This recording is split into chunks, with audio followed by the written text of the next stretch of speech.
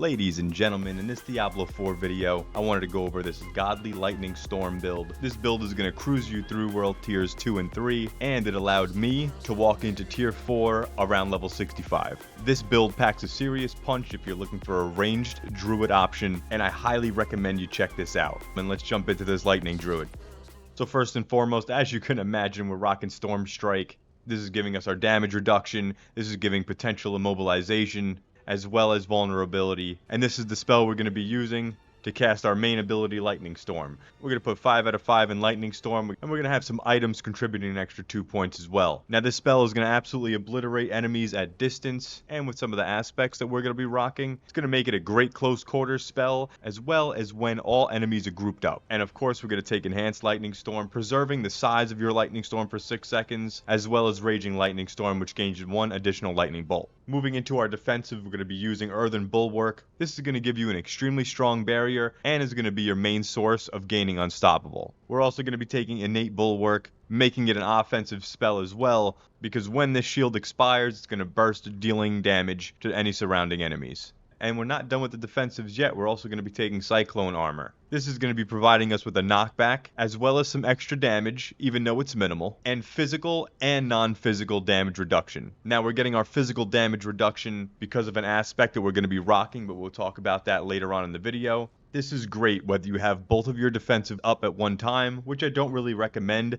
I think you should swap back and forth so you always have something constantly on you. Also, when knocking back the enemies, it's going to cause them to be slowed for an additional 2 seconds, which is another great critical strike opportunity if you're carrying the gear that supports that crowd control damage increase. We're also going to have it so every 10 seconds the Cyclone Armor intensifies, granting you an additional 30% damage reduction, and again, because of the legendary, that's for physical and non-physical. So I definitely look to have Cyclone Armor on as much as possible, and I more or less save Earthen Bulwark for just that last minute oh shit button. Jumping back to some of the passives here, we're also going to be taking Heart of the Wild. This is increasing your maximum spirit by 9. You could drop a couple of these points and put them elsewhere, just gaining access to Abundance where basic skills generate 18% more spirit, but that's up to you. I personally like the fact that in the beginning stages of this game, it gives you an option to increase your spirit through this way. Later on in the Paragon board, you'll definitely be able to remove some of these points because you'll be able to gain extra spirit elsewhere. Moving on from that, we're not going to be taking any companions in this build. We are going to go with Nature's Reach, deal 9% increased damage to distant enemies, and double the bonus if they're slowed, stunned, immobilized, or knocked back, which our Cyclone's going to be doing, our Storm Strike's going to be doing, so there'll be plenty of that and other options to come. We're also going to be taking Hurricane. This is going to be dealing some very nice damage over 9 seconds, but the main reason why we're using this, not so much for the damage, but again for a 25% slow, which is another way to apply that slow with your Cyclone, as well as vulnerability. So by taking Enhanced Hurricane, enemies are going to be slowed, and Natural Hurricane, enemies will be vulnerable. You can go the other route to Savage Hurricane, which honestly I do recommend. Enemies affected by Hurricane deal 20% less damage. Definitely take a look into this. But having it set up, being able to produce vulnerable is an insane way to set up just a straight damage opener on any large pack of mobs. And by the way, if you guys enjoy these videos, feel free to hit the like button for me. It lets me know that you guys are enjoying these builds and potentially going to be trying them out for yourself. Thank you so much. So the next couple of passives we went here are really important.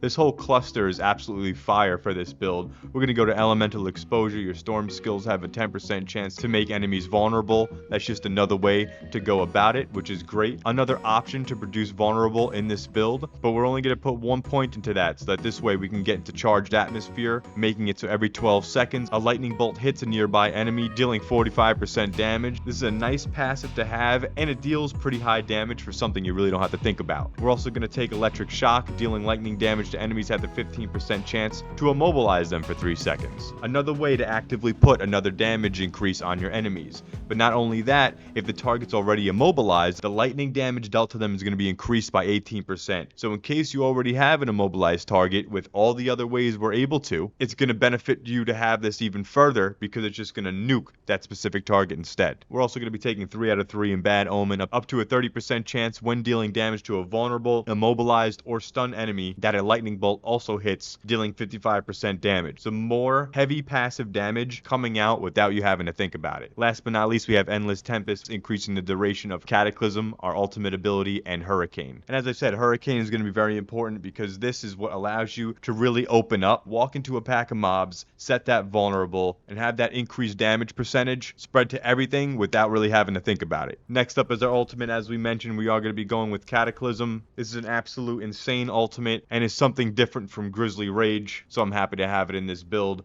We're also going to be going down the tree, obviously, to increase the duration, also making it that lightning strikes from Cataclysm make enemies vulnerable as well. So another layer to keep that vulnerable, slows, and immobilizes damage increases coming. Last but not least, we did start off with Perfect Storm, making it so storm skills that you cast gain 1 spirit and deal 15% increased damage when vulnerable, immobilized, or slowed. And due to the fact that every single part of this tree so far is doing one of those 3 things, this had insane uptime. However, with a specific legendary, we're able to swap this out for Earthen Might, where this talent is making it so damaging enemies with earth skills have a 5% chance to restore all your spirit and to cause your attacks to be guaranteed critical strikes for 5 seconds. And the chance to this is going to be increased by 10% if the target is stunned, immobilized, or knocked back, or if your lightning bolt's critical strike. So with the amount of lightning bolts we have coming down, and with the amount of mobs that we have per pack, we're going to set Earthen Might off 9 times out of 10. Because as you're building your storm, you're going to have around 6 to 8 lightning bolts, or I don't know how many lightning strikes come down from that, but you're going to have a shit ton of lightning bolts coming down from that, giving you a 10% chance hitting each immobilized, slowed, or vulnerable enemy, which is pretty much going to be the whole pack every time because of Hurricane,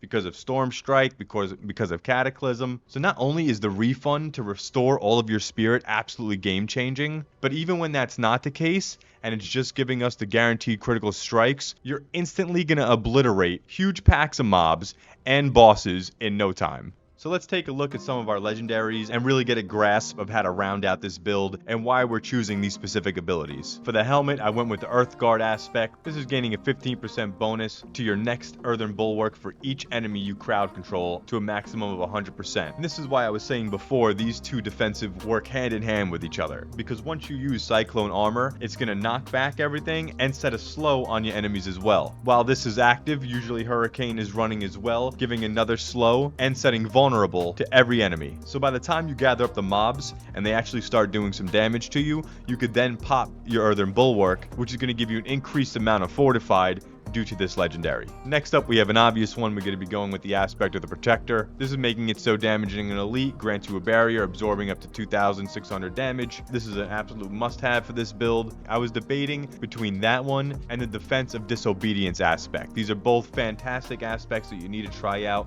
and I would like to give this one a go just because I was still feeling a little squishy. We're also going to be going with the Edge Masters aspect. This skill deals up to 50% increased damage based on your available primary resource when cast, receiving maximum benefit while you're at full resource. And because of the way Lightning Storm works, you're going to naturally want a full bar of spirit so that this way you can continuously cast that storm, which is going to increase the amount of bolts coming out, which is going to increase that damage. On top of that, remember, we're using Earthen Might as well. This is giving us another opportunity to reset to full spirit, giving us full benefit of this aspect. On the legs, I chose the Cyclone Force aspect, allowing Cyclone Armor to not only reduce the non-physical, but now the physical as well. Now for the offensive aspects, this is where this really makes this build shine. Setting up the Lightning Dancers aspect on the main hand weapon, making Lightning Storm critical strike spawn 3 dancing bolts that seek out enemies in the area, dealing 3,000 lightning damage. This is going to be another passive, fantastic damage dealer that's going to produce wild AoE, and while everything's packed up together, these are going to start proccing non-stop. You're going to see these little lightning balls flying all over the screen, and this is really solidifying this Lightning Storm as a solid AoE option. But that's not all. We're also going to have the overcharged aspect, making it so it's a 27% chance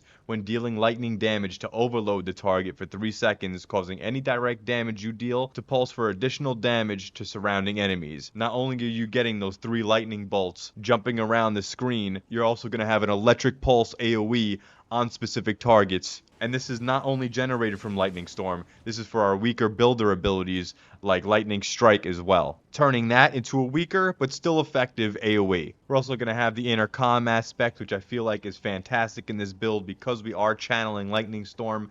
This is one of the specific builds where you are standing still. This deals 6.5 increased damage for each second that you stand still, up to 30%. You will gain a lot of benefit from this very often because every time you're doing your main damage ability, you are standing still. And last but not least, but to make our Earthen Might affect us with our Storm skills, we're going to be using the Storm's Loop aspect, making it so that Earthen Might also applies to all of our Storm abilities. So if you plan on using Earthen Might, this is an absolute need to go get. If not, no biggie, go back to Perfect Storm. And quick question to you guys, what are you all running right now? What classes do you recommend me try next? I just started a rogue that has been looking good, but what class, what spec, what build are you wanting to see or try out? Definitely let me know down in the comments. I'd love to talk about it. So with that being said, some stats to look out for is always going to be cooldown reduction. You're going to want damage reduction, any crowd control damage, any increased damage to lightning abilities is going to be great. Definitely look out for any resource generation gear, any passive resources that we could be pulling in. It's just going to give us longer time in our lightning storm. And with that, you guys should be good to go. Moving on from that, let's take a quick look at our spirit boons and what we have here. So first off, we're going to have Gift of the Stag, increasing maximum spirit by 10%. Actually, it's funny, now that I'm going through this build, I could see a whole bunch of different tweaks and where I could be putting different abilities. I would recommend take Wariness, which I'm actually going to switch right now because we need that 10% reduction from elites, especially going into harder content. We're also going to be taking Avian Wrath. Oh boy, what a surprise there, gaining 30% increased critical strike damage. That's going to be key for this build.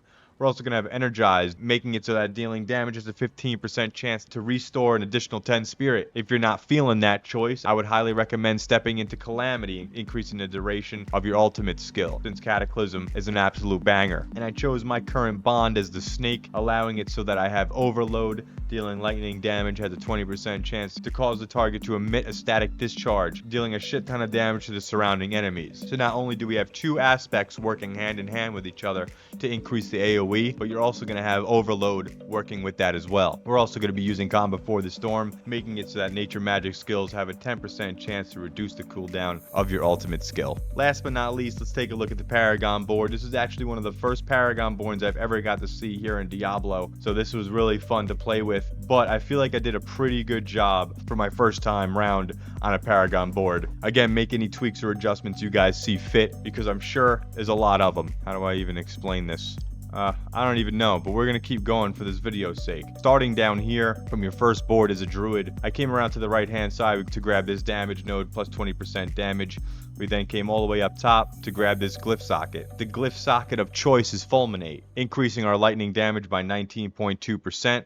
Excellent, and you deal 12% increased lightning damage to both healthy and injured enemies. I swang here to the right hand side to grab this lightning damage node, and I chose to go right up to the left hand side to attach the next board. The next board, we went to the left hand side here grabbing Tempest, which is a 30% critical strike damage increase. I also grabbed these critical strike nodes and then head straight up to the legendary node Thunderstruck, making it so that storm skills deal 30% increased critical strike damage against all vulnerable and immobilized enemies. Then I crossed the board heading over to Deluge, giving us another 30% critical strike damage increase, as well as 15% damage to crowd-controlled enemies. So we're really focusing in on all this increased critical strike chance if you haven't noticed so far. I continue to go across the board to grab the next Glyph Socket, which in our case is going to be Spirit, making it so that our core skills get a 27% critical strike damage buff. Now I don't have it yet, but I was just about to get it. Once you get 25 dexterity, it's going to make it so that critical strikes increase the damage enemies take from you by an additional 2% for 20 seconds, up to 12%. So that'll be another critical strike buff awaiting us there. From this Glyph Socket, we're going to head up to Stormcaller. We're going to take all these storm damage increases, and Stormcaller alone gives us a 20% damage increase to all of our storm skills. From here, we're going to head on out to our next Paragon board, and for my third board, I grabbed the board where it's like Nature's Balance or something like that, where it gives you all the extra spirit. So I don't even have that yet. I was just sinking my teeth into it, and I was just heading to the right hand side to grab this Glyph Socket. I'm then going to head over here, increasing our maximum spirit. We're going to jump over here, increasing our maximum spirit, as well as over here, increasing our core skill damage. We're going to head up top, we head to the left, and then we're gonna head out. And that's my plan for this board. But I enjoyed the hell out of this build. I certainly hope you guys did as well. If you have any questions or comments for me, leave it down below. I'd love to talk about this stuff. It's been an absolute blast playing this game. Thank you guys so much for watching. Hit the like button if you like. Subscribe if you're interested in seeing more Diablo build videos like this one. And I will see you guys in the next video. Take it easy.